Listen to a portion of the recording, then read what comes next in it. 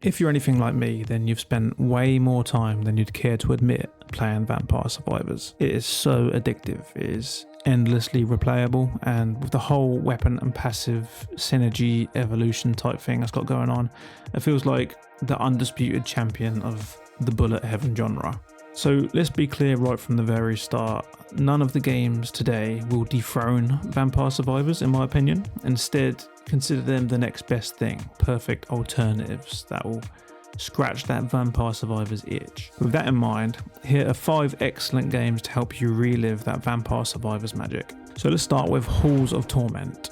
Halls of Torment feels like the darker, moodier variation of Vampire Survivors. Instead of retro arcade aesthetic, it embraces a more gritty, Diablo-inspired visual style, with the dark dungeons, moody lighting, and detailed character models. Now, Vampire Survivors sets a high bar with its intricate evolution system, where combining specific weapons and passives creates game-changing upgrades. But Halls of Torment keeps a similar idea but focuses more on equipment. So you'll find yourself managing your gear before you go on runs, choosing armor pieces and accessories that all give you different benefits, all of which you find during the runs. And the weapons / abilities that you have kind of change as you level up, so you can go for a larger radius for your radius based weapons, or you can shrink the radius and make it more powerful. So it's a bit different in that aspect, but it gives you enough variety to keep the experience fresh and engaging. There are a few quests, but these are just wave based quests, so kill X number of enemies, deal X number of damage, find the artifact, generic stuff like that, which as a completionist, I'm absolutely fine with that. I love that kind of thing. It's a slower game, deliberately, I think, and it's less chaotic than Vampire Survivors. And it certainly won't outshine Vampire Survivors, but if you're craving something slightly darker with more vintage, old school kind of atmosphere, Halls of Torment is definitely your next best bet. I played this game for hours and hours. I just kept coming back to it every now and then, whether it was my lunch break or a little bit after work or whatever, just random points of the day, I'd come back and play a bit. It's just a nice way to pass the time. So next we'll go with Army of Ruin. Army of Ruin is probably the most visually polished bullet heaven game out there. Gives you vibrancy and so many colours. It's immediately appealing. Well, for some it might be too cartoonish, kind of like mobile game graphics, and it was for me at first, but that changed very quickly, and soon enough I found the visuals quite charming actually. At its core, it mirrors Vampire Survivors' simple yet addictive gameplay loop. You run around auto-attacking through endless waves of enemies while constantly leveling up your abilities. The weapon and passive evolution is pretty similar, the difference being that passives have an element like earth or wind, and weapons can evolve with certain elements, which means you're not limited to which passive you choose. It can be any passive within that element to evolve your weapon, which I actually kind of prefer over Vampire Survivors. Vampire Survivors is the whole, one weapon works with one passive, but this one gives you a bit more variety, so you can sort of customize your build a little bit more. There aren't many stages, and I did complete this game fairly quickly. Well, I say that, I still put so many hours into it, but it isn't as deep and doesn't have secrets like Vampire Survivors does. But all in all, once again, as a completionist, this game definitely scratched that itch and is 100% worth playing.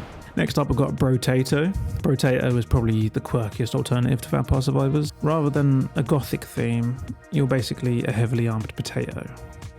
And you battle through fast, chaotic rounds filled with bizarre enemies really. It's got that bullet heaven nature for sure, but Brotato simplifies the formula even further, focusing on quick waves where you defeat enemies, gather currency, you buy new weapons or equipment after each wave, and then there's a boss fight at the end.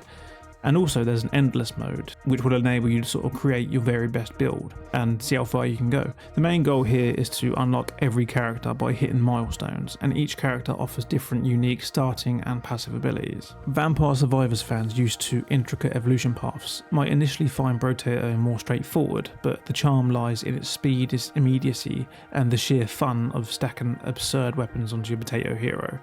Like one of the characters you can have, I think they have unlimited weapons. They limit your passive and equipment but give you unlimited weapons, I think, so you can walk around with 50 Uzis.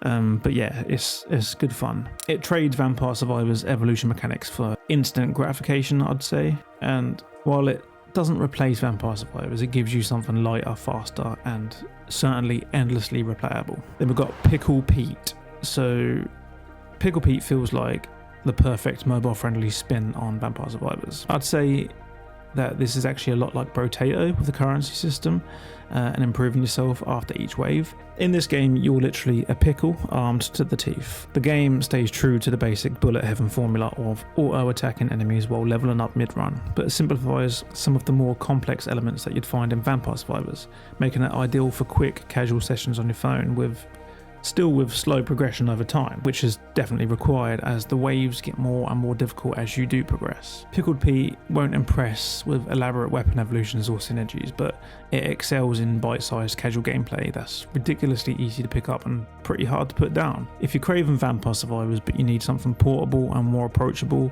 Pickle Pete is a solid, if slightly silly, alternative. I do love this game, and I still play it on my phone when I get a chance. You know, if I've got a spare couple of minutes, I'll just whack Pickle Pete on and just make a little bit more progress. And then finally, we've got Nordic Ashes. Where Vampire Survivors goes wide with dozens of weapons and passive combos, Nordic Ashes differs. Each character has their own unique skill tree built around a Norse myth-inspired theme.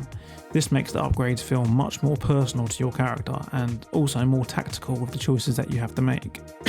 The art style is sharper, so instead of retro pixels you get a darker, like hand-drawn kind of look. The atmosphere feels colder, harsher, a bit more serious.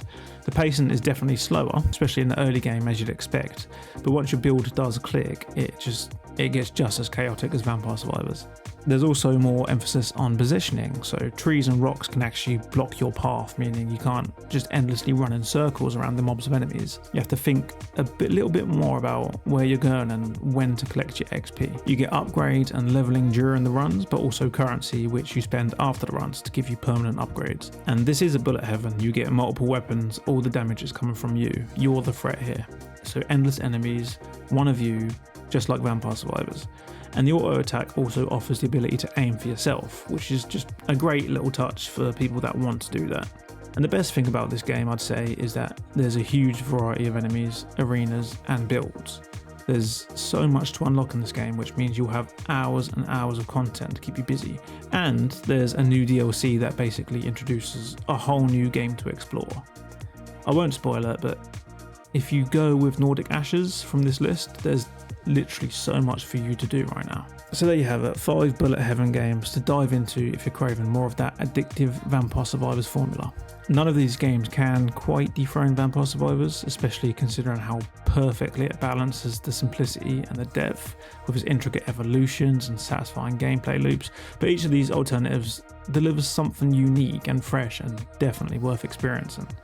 For the most similar experience, I'd say go with Army of Ruin. That was the first game that I played after Vampire Survivors, and to this day it's still the closest thing to it. Now, as you may or may not know, I am not the best at giving goodbyes, so